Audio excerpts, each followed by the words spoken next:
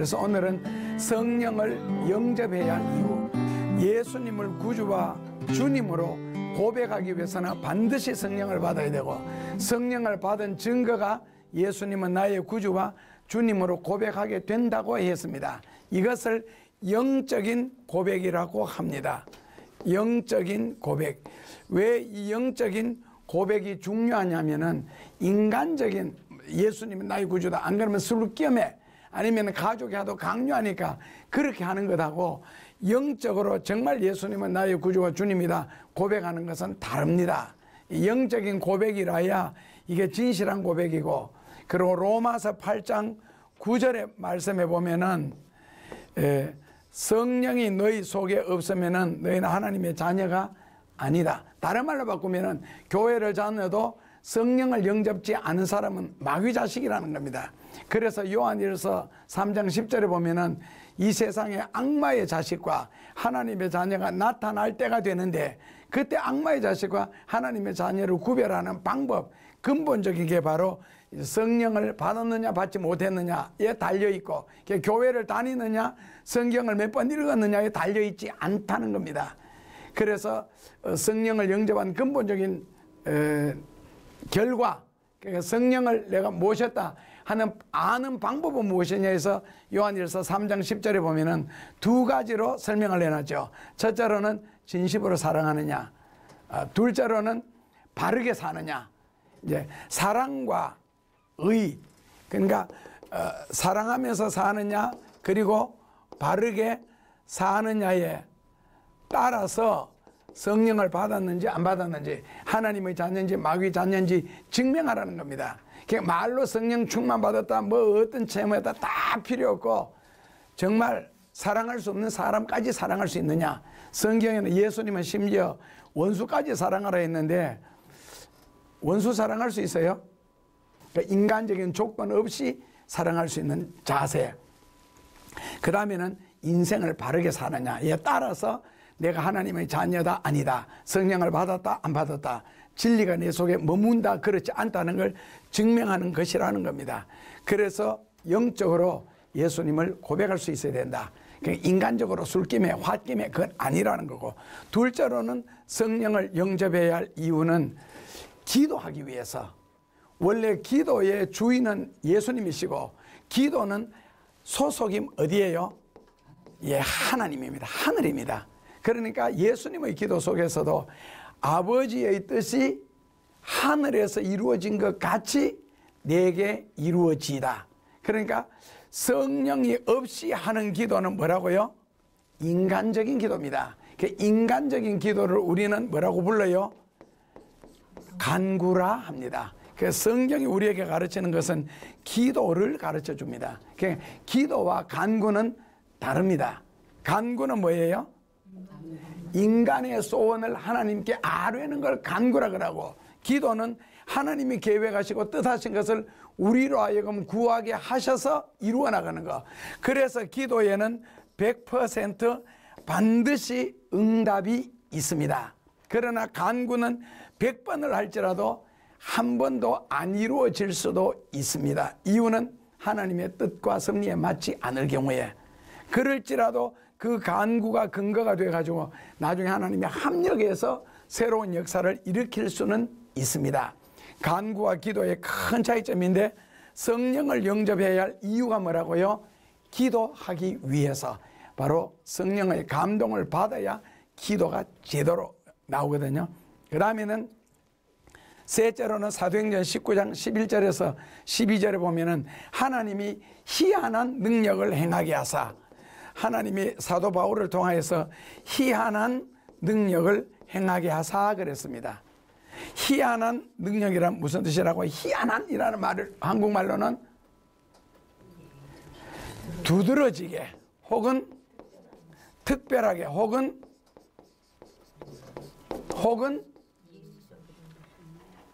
두드러진 일, 특별한 일, 상식적으로 맞지 않는 일.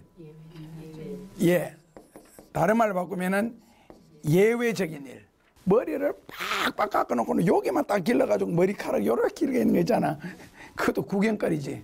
근데 신기한 거 얼마나 많아요. 두드러지게 나타나는 이걸 뭐라고요? 상식적이지 않는 그런 능력을 하나님이 바울을 통하여 행하게 하셨다는 거예요. 그래서 제대로 성령을 영접하고 은혜를 받으면은 성령 자체가 하나님이시죠. 성부, 성자, 성령은 삼위일체입니다.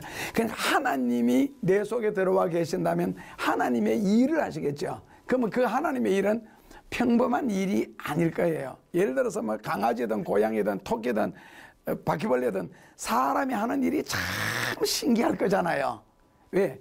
삶의 차원이 다르니까. 그렇다면 사람이 하나님이 하신 일을 볼 때는 뭐라 그래요? 우리는 모든 게 기적이죠. 모든 게 기적이죠. 왜? 우리 머리, 우리 상식, 우리 평범한 일은 하나님이 하시는 일이 아니잖아요. 그건 사람이 하는 일이죠. 그러니까 예를 들어서 극단적인 예를 들어서 사람이 암이 걸렸다. 그럼 암이라는 거는 속에서 하루 이틀 만에 나타나는 게 아니고 암덩어리가 자라야 되는데, 예를 들어서 이 암덩어리를 해결하는 방법은 예를 들어서 뭐 독한 약을 통해서 해결하는 방법이 있겠고, 아니면 수술을 해서 갈라가지고 칼을 가지고 이걸 떼내야 되잖아요. 근데 그걸 아무것도 안 건드리고 바깥에서 기도했는데 암이 없어졌다. 의학적으로 과정을 한번 생각해 보면 사람 배를 갈라서 그 다음에 칼을 가지고 도려내야 되는 거를 기도했는데 없어졌다. 이게 있을 수가 있는 일이냐고요. 그러니까 기도해서 뭔가 응답받는다는 것은 그만큼 어렵고 힘드는 일이에요. 그만큼 어렵고 힘드는데 하나님이 함께 하시면은 못할 일, 안 될 일도 없다는 겁니다. 그럼 그 정도로 하나님이 그렇게 역사하도록 살아야 되겠죠. 그만큼 기도를 해야 되겠고, 그만큼 영이 맑아야 되겠고, 그만큼 진리에 붙잡혀 있어야 되겠고, 그래서 하나님은 바울을 통해서 그런 예시를 보여주셨고, 오늘 이 시대에 있어서도 성령을 제대로만 영접한다면 희한한 능력은 얼마든지 나타날 수 있다. 그래서 그런 능력을 위해서라도 성령은 반드시 모셔야 되는데, 이것은 오직 뭐라고요? 하나님의 영광을 위해서, 그 다음에는요 복음을 전하기 위해서 그런 능력이 나타납니다. 왜냐하면 믿음 없는 자들에게는 그런 체험을 해야 믿으니까요. 그리고 불신자들은 그런 체험을 해야 이제 신기하니까 믿을 수가 있으니까. 그러나 누구에게는 그런 능력이 잘 안 나타나겠어요? 누구에게는 희한한 능력이 잘 안 나타나겠어요? 목사, 장로, 권사님들은 잘 안 나타납니다. 왜 안 나타나겠어요?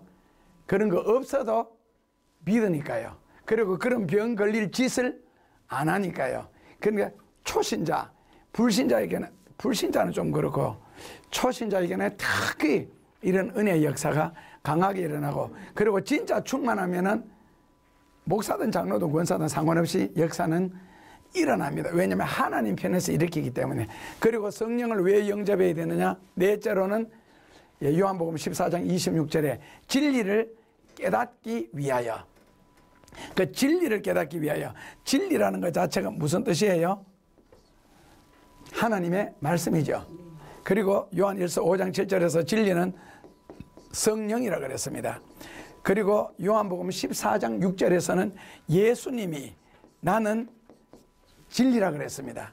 그래서 진리를 깨닫기 위해서는 성령을 영접해야 되는데, 결국에는 성령으로 말미암지 않고는 예수님을 알 수가 없고, 그리고 12장 3절에 예수님을 나의 구주와 진실한 주님으로 영접할 수도 없고 그냥 교회를 다닐 뿐이고, 그리고 로마서 8장 9절에 보면은 성령이 없는 자는 하나님의 자녀가 아니다. 단적으로 너는 마귀 자식이다는 뜻이거든요.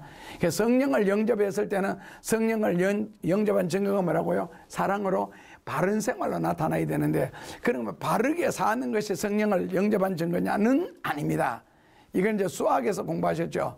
옛날에 우리는 고등학교에서 배웠는데, 금은 골디서 그리얼, 금은 반짝인다. 요거는 뭐라고요? 필요 조건에. 그 다음에 반짝이는 모든 것은 금이다. 이건 아니죠. 이게 충분하지 않죠.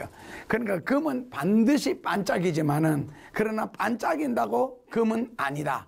성령을 받고 진리를 담은 사람은 반드시 사랑을 하게 되고 의롭게 바르게 살게 되어 있는데, 바르게 살고 사랑한다고 성령을 받은 것은 아니다. 왜? 인간적으로도 그럴 수가 있기 때문에. 그래서 필요 충분 조건이 안 된다는 거예요.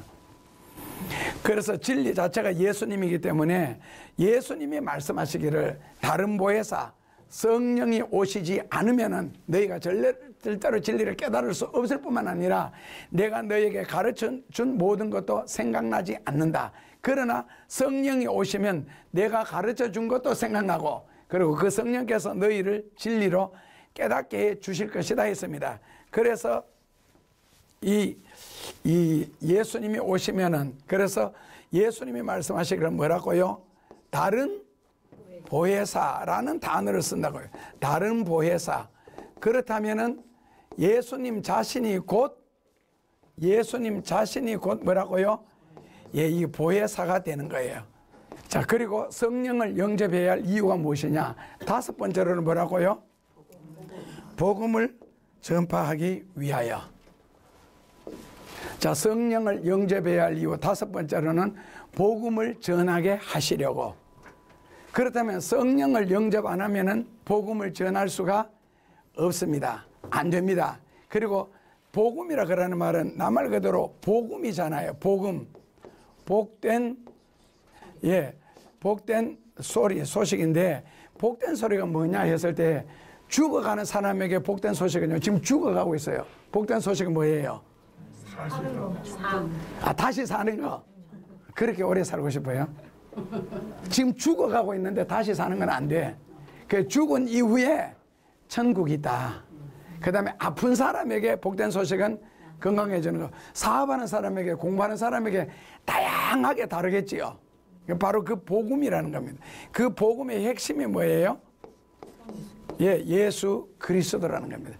어린아이가 들어도 노인이 들어도. 근데 예수님을 전하는 일에 있어서는 다른 보혜사, 즉 성령의 역사가 없으면은 전도 자체가 안 됩니다. 그리고 계속 할 수가 절대로 없습니다. 성령의 감동을 받지 않으면은. 그러니까 선교든 전도든 이거는 전적인 성령의 역사입니다.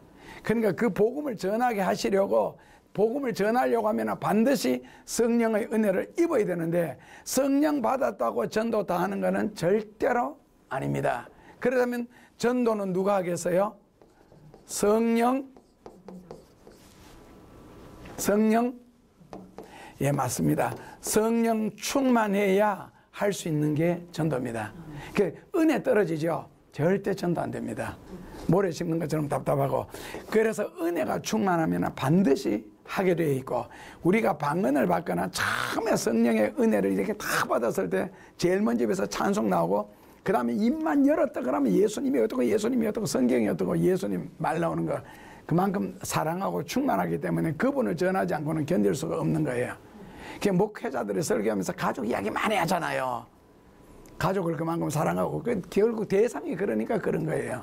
그러니까 은혜가 충만하면 예수님 이야기를 많이 하게 돼 있고 성경 말씀 이야기를 많이 하게 돼 있습니다.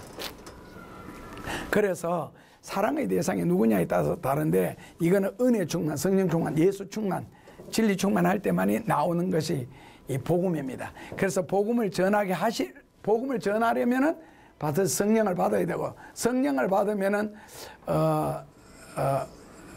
예루살렘을 떠나지 말고 약속하신 것을 기다리라. 그리고 성령을 받으면은 너희가 땅끝까지 이르러 내 증인이 되어라 아니에요? 예? 아닌데 성경에 보면 내 증인이 될 것이다 이렇게 나왔을 텐데 권사님 뭐 찾으세요? 되리라고 해놨다고요? 예, 너희가 성령의 은혜를 받으면 내 증인이 되리라는 것은 마태복음 29장 1절에 있습니다. 28절. 마태복음 29장 1절에 있다니까요. 예, 증인이 될 것이라는 뭡니까? 이 미래형이잖아요. 성령이 임하면 네가 앞으로 전도자가 될 것이다. 미래형. 그 다음에 되어라는 뭡니까? 이거는 명령형입니다. 그러니까 성령이 임하면은, 그러니까 소금을 입에 한 숟가락 퍼놓고 난데 소금을 입에 물었으니 짜거라 라고 명령한다고 짠 것이 아니고, 소금을 입에 물고 있으면 한참 있다가 짜게 될 것이다가 아니라는 거예요. 소금 입에 딱 닿는 순간에 옳지. 그래서 성령이 너희에게 임하시면 너희가 능력을 받고, 권능을 받고 어쨌든 이거저거 받고, 그 다음에 땅끝까지 이르러 내 증인이 되리라. 이거는 저절로 된다는, 이게 명령에서 시켜서 되는 게 아니고, 전도라는 것은 전도하세요 하세요 해서 전도는 절대로 되는 게 아니고 자기가 스스로 하게 된다 이 말입니다. 그게 바로 뭐라고요? 성령의 은혜가 내게 임했다는 증거입니다. 자, 그 다음에는요, 마가복음 16장 20절에 보면은, 아까 마태복음 29장 1절은 성경에 없습니다. 마태복음 28장까지밖에. 자, 마가복음 16장 20절에 주의 제자들이 나가 두루 복음을 전파할 때, 벌써 다 읽었으니까 안 찾아도 됩니다. 두루 복음을 전파할 때 뭐라고요? 주께서 함께, 이게 중요한 말이에요. 함께 역사하사, 주께서 함께 역사하사, 그 따르는 표적으로 말미암아 주의 말씀을 확실히 증거하시느라, 이거거든요. 주께서 함께 역사하사 그 따르는 표적으로 말미암아 주님의 말씀을 확실히 증거하시니라. 자, 여기에서 주의 말씀을 증거할 때 주께서 함께 역사하사, 결국 언제 표적이 따릅니까? 주께서 함께 역사하실 때에 표적은 반드시 일어나게 돼 있고, 이 표적이 일어나야 할 이유는요, 말씀을 확실히 증거하기 위해서. 그래서 예수님을 진심으로 믿으면은 아무리 어떤 환경에서도 마음이 평안합니다. 입술에서는 감사가 나옵니다. 그러면 그렇게 나와야 되고, 그리고 진실로 주의 말씀을 잘 순종하면 하나님의 축복을 인간적으로도 받을 수 있습니다 라고 하는데, 실컷 해놓고 나중에 내가 지금 되게 급한데 돈 10만 원만 빌려줄래, 전도해놓고 이게 말이 앞뒤로 됩니까? 그래서 기도하면 병 낫습니다 라고 했으면 그 다음에 기도해서 병이 나야 그게 진실이죠. 그러니까 이건 단순한 언어 전달이 아니고, 그런데 기도하면 병 낫습니다 했는데도 병이 왜 낫지 않겠어요? 그는 기도를 받는 사람한테 문제가 있든지 기도를 하는 사람한테 문제가 있든지. 그러니까 뭐 예를 들어서 엘리사처럼 살독에, 엘리야처럼 살독에 살이 끊이지 아니하리 밀가루 떡에, 그래서 실제로 그런 역사가 일어나야 되잖아요. 그러니까 신명기에 보면 선지자가 말을 했을 때 그 말하는 대로 그대로 성취가 되고 이루어지면 하나님이 보내신 증거고, 아니면은 가짜다. 그러니까 단순하게 성경 구절 몇 구절 된다고 아니라는 거거든요.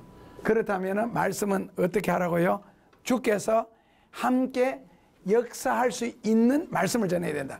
그러니까 사람들을 감동시키기 위해서 인간적인 온갖 예화들, 인간적인 이야기들을 주가면은 사람은 감동되는데 예화 속에는 성령이 역사하지는 않습니다. 그러면 감동받고 눈물 흘리는 것은 뭐냐? 감정입니다.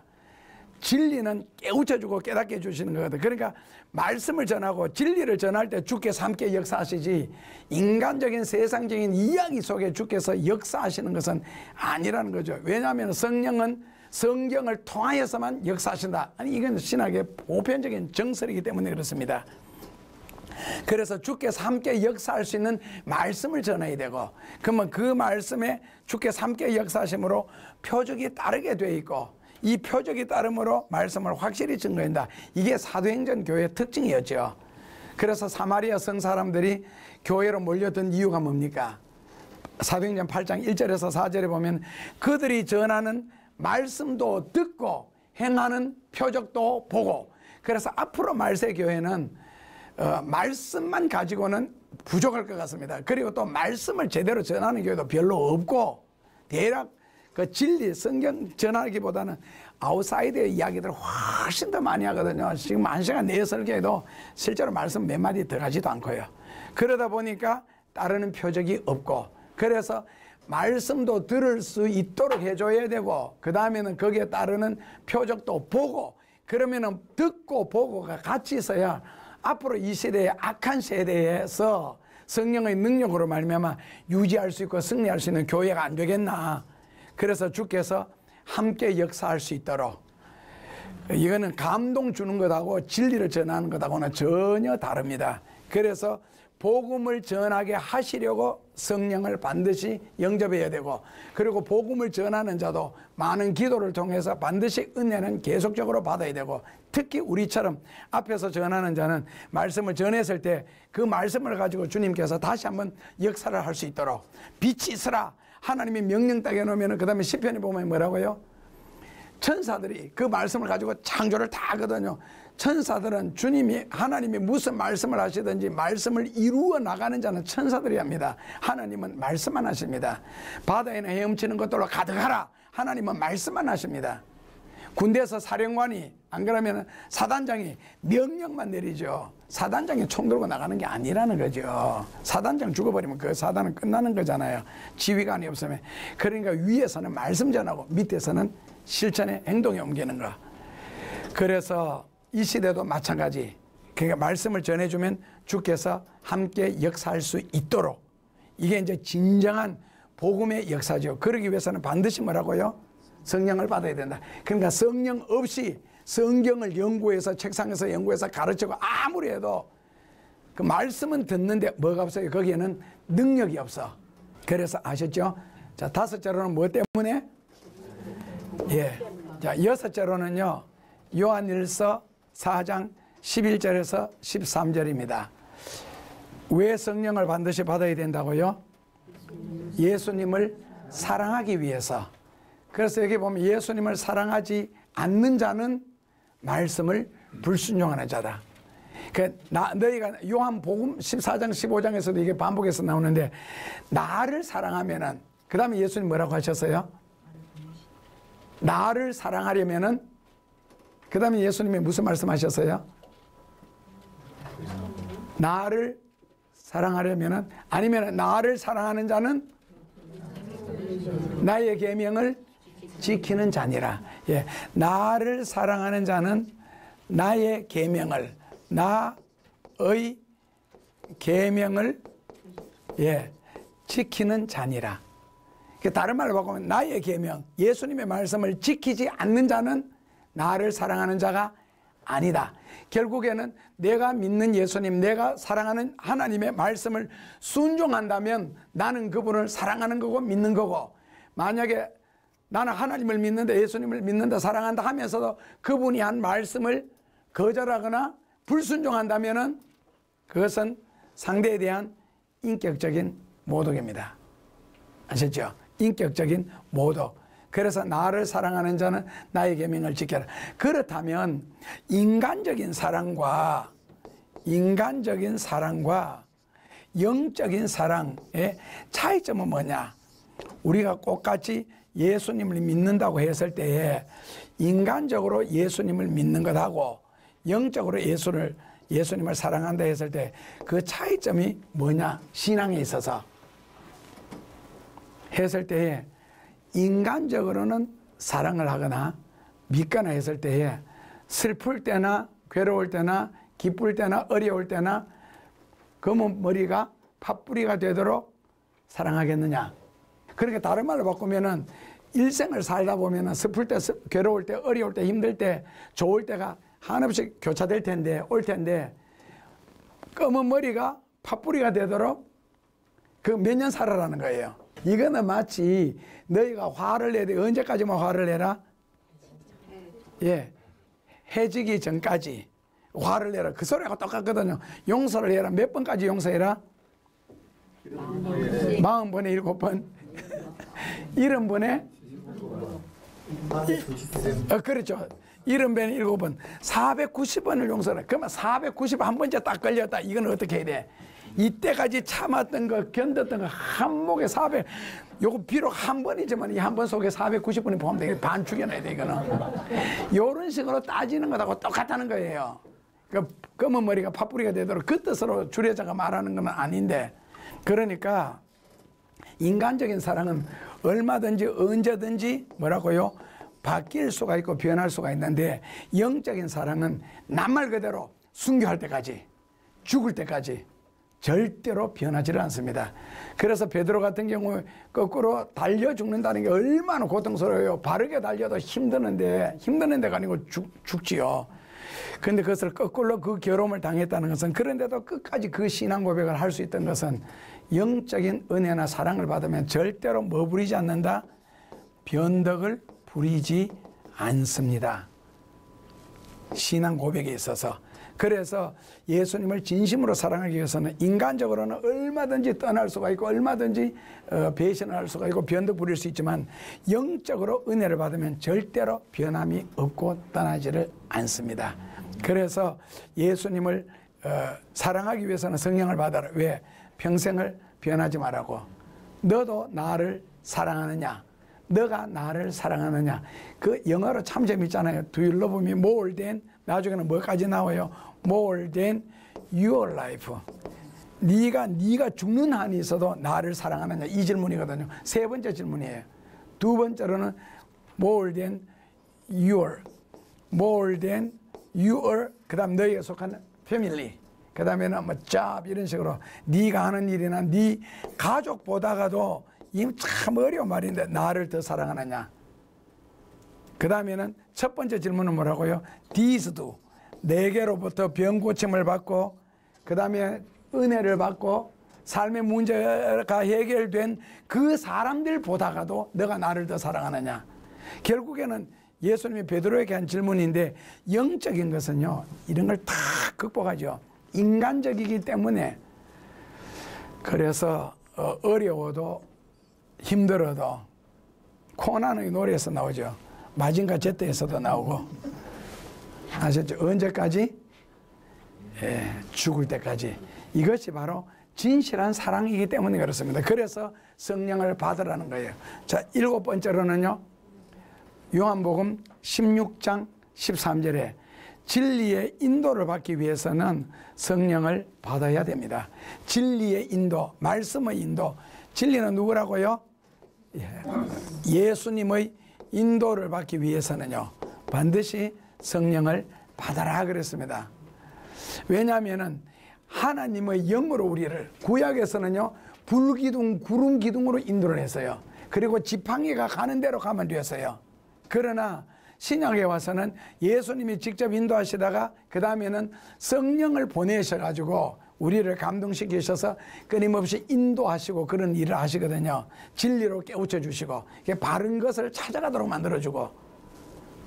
그래서 예수님의 인도, 진리의 인도, 바른 것을 찾기 위한 인도를 받기 위해서는 반드시 성령을 받아야 됩니다. 그렇다면 하나님의 뜻을 순종하기 위해서는 우리가 음성 듣는데 또 되게 예민하잖아요. 아, 하나님의 음성을 들었다 이런 식으로 하는데, 그래서 자, 응답 받고 사는 것하고 안 받고 사는 것하고 어느 게 편할 것 같아요? 안 받고 사는 게 훨씬 편합니다. 자, 예수님이 내 옆에 서가지고 일일이 동행하는 것하고 내 멋대로 사는 것하고 어느 게 편할 것 같아요? 아이고, 예수님 불편한 정도가 아니고 숨을 못 쉴 것 같은데, 뭐 하나 할지라도 다 눈치를 일일이 다 봐야 되고, 하다못해 텔레비전 프로 하나 제대로 보겠어요. 그래가지고 책을 한 권 안 보겠어요. 그러니까 예수님이 뚝 떨어져 사는 게 우리는 되게 행복한 거라. 그 대신에 예수님 대신에는 누가 계셔요? 성령께서 오셔서 감동시켜 주는데, 성령님의 특징은 뭐예요? 절대로 간섭 안 한다. 인격적으로 개입 안 한다. 네 멋대로 살아라. 다만 울타리 안에서 살아라. 그 울타리를 쳐준 게 그게 바로 뭐라고요? 말씀이라는 거죠. 예, 진리라는 거. 그러니까 진리에서, 말씀에서만 크게 어긋나지 않으면은 크게 개입하시지를 않습니다. 일일이 광야에서처럼 그 자리에서 죽여버리고 이런 걸 지금 안 하신다고. 그렇다면 음성을 일일이 들어야 되느냐? 여기에 대해서 신구약에서 각각 대답을 해놓았습니다. 첫째로는 마가복음 13장 37절 말씀해 보면은, 마가복음 13장 37절입니다. 거기 이런 말씀이죠. 같이 보시면요. 깨어 있으라. 내가 너에게 하는 이 말이 누구에게 하는 말이다? 예, 모든 사람에게 하는 설교라는 거예요. 모든 사람에게. 그러니까 지금 여기 앉아있는 니한테 하는 설교가 아니고 앞으로 이 세상에 태어날 수많은 사람들에게도 하는 설교다. 그게 바로 기록해놨죠. 성경에. 뒤에 오는 사람들도 읽어야 되니까. 그 다음에는 신명기 5장 3절에 보면은, 신명기 5장 3절 말씀에 보면은 신명기 5장 3절에 뭐라고 해놨어요? 이 언약은 여호와께서 우리 열조에게 세우신 것이 아니요 오늘날 여기에 살아있는 우리 곧 우리와 세운 언약이다. 그러니까 아브라함에게 했고 이삭에게 하신 것이 아니라 지금 살아있는 너희들에게 하는 것이라는 거죠. 지금 살아있는 신명기 5장 3절. 그러니까 우리가 하나님의 말씀은 순종할 수가 있고 하나님의 말씀에만 머물 수가 있다면 음성은 일일이 안 들어도 신명기에 말씀 전해주신 하나님의 음성 그대로 예수님이 말씀하신 그대로 우리는 지금 음성을 듣고 있다고 생각하시면 됩니다. 그 말씀. 그러니까 깊은 데로 가서 그 물을 던져라가 꼭 예수님 음성을 직접 듣고 간 베드로도 있지만 지금 우리도 요한복음 12장 26절에 섬기는 자가 있는 곳에 내가 거기에 있겠다. 그러니까 주여 나와 함께하여 주옵소서라고 핏대 올릴 필요 없는 거라. 왜냐하면 섬기는 자가 있는 곳에 거기에 내가 있다. 그러니까 내가 있는 곳에 섬기는 자가 있는 것이 아니라 뭐 교회에 예수님이 계신다 했을 때 교회 나오는 사람이 다 뭐 예수님을 섬기는 사람은 아니잖아요. 다니는 사람도 얼마든지 많으니까. 그러나 섬기는 자, 전도하는, 선교하는, 베푸는 이런 것은 다 사랑을 하는 그것은 예수님이 원하는 일들이죠. 이걸 순종하면 자동적으로 그 자리에 예수님이 함께 계시고 있는 거거든요. 그러니까 나와 함께하여 주시옵소서라는 말을 할 필요가 없는 거예요. 내가 이렇게 살아가면 거기에 예수님이 계시니까요. 그래서 일일이 주의 음성을 듣는다, 일일이 하나님의 허락을 받는다는 할 필요가 없습니다. 말씀만 순종할 수 있다면. 그래서 성령을 받으면은 바로 그 말씀을 순종하게 되어 있습니다. 그리고 더 충만하게 받으면 그만큼 더 넓게 더 많이 인도를 받을 수가 있겠지요. 그래서 성령을 받으셔야 됩니다. 마지막으로 환난 세상을 이기기 위해서 요한복음 16장 34절에 보라 내가 세상을 이겼다. 그러므로 너도 이겨라는 겁니다. 환난 세상을. 그런데 사람이라는 것은요, 이 감정에 속한 사람이기 때문에 감정에 속했다. 안 그러면 혹은 육체라는 것 있잖아요. 여기에 속하다 보니까 고통스럽고 힘들고 어려우면은 이제 포기하는 경우가 참 많죠. 그러니까 육신이라는 것을 입었기 때문에 때리면 아픈 거예요. 찌르면 아프고 찢으면 뜨겁고 그러니까 세상을 이길 수가 없다. 그런데 예수님이 함께 하시면은 영적으로 성령이 충만하다면은 육신적인 고통이나 괴로움, 아픔보다가 성령의 은혜가 훨씬 더 크다면은요, 성령의 은혜가 훨씬 더 크다면은 이 아픔을 견딜 수가 있고 극복할 수가 있겠지요. 더 크면은요. 그러니까 학생들 같으면 내가 지금 열심히 공부하고 있는데 그 공부할 때 억지로 하면은 지루하고 힘들고 막 답답하거든요. 근데 즐겁게 하면은요, 진짜. 그러니까 즐겁게 뭐든지 하면은 밤을 새워도 이게 즐거운 거예요. 근데 내가 주를 위해서 섬기고 헌신하고 봉사하고 희생하는 게 은혜를 받으면요, 그게 남들이 볼 때는 고생스러워서 어떻게 하느냐, 집안일 하기도 바쁠 텐데 하지만은 나는 그게 훨씬 더 즐겁고 기쁜 거예요. 축복되고. 왜? 성령이 그렇게 내게 역사해 주시니까. 그래서 환난 세상을 이기기 위해서 할 때 극단적으로 고문을 당할 때도 성령이 충만하면 그 육신적인 아픔보다가 다가올 영광이 더 크기 때문에 능히 이길 수가 있는 거예요. 예수님이 함께 계실 때. 그래서 뭐라고요? 성령을 받아라 라고 하신 겁니다. 휴거에 대한 문제가 나오지만 이건 어렵고 복잡하니까요. 그래서 우리가 지금까지 공부한 걸 다시 한번 정리하면은 성령을 영접해야 할 이유가 뭐냐? 첫째로는 예수님을 나의 구주와 주님으로 고백하기 위해서 영적인 고백. 둘째로는 바른 기도를 제대로 하기 위해서. 셋째로는 하나님의 희한한 능력을 하나님 편에 행하는 것을 내가 보기 위해서. 그런데 그러면은 처음부터 영적인 기도를 하는 사람이 어디 있어요? 처음에는 기도가 다 인간적으로 시작하죠. 그런데 성령이 함께 하시면 성령으로 이끌림을 받습니다. 처음에 기도를 시작할 때는 내 사업이 잘 되라고 기도를 시작했는데 한참 기도하다 보면 하나님의 사업을 위해서 기도하고 있어요. 그게 이제 영적인 인도하심, 성령의 이끌림이라고 표현하거든요.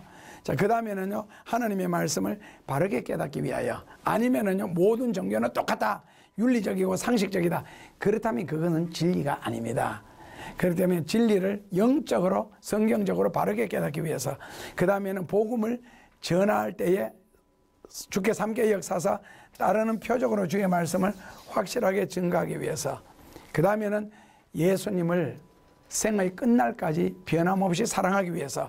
그 다음에는 진리의 바른 인도하심을 받아 평생 후회하지 않고 축복된 삶을 살기 위해서. 마지막으로는 세상에 어떠한 어려움이 닥쳐도 극복할 수 있는 믿음을 위해서 성령은 꼭 받으셔야 됩니다.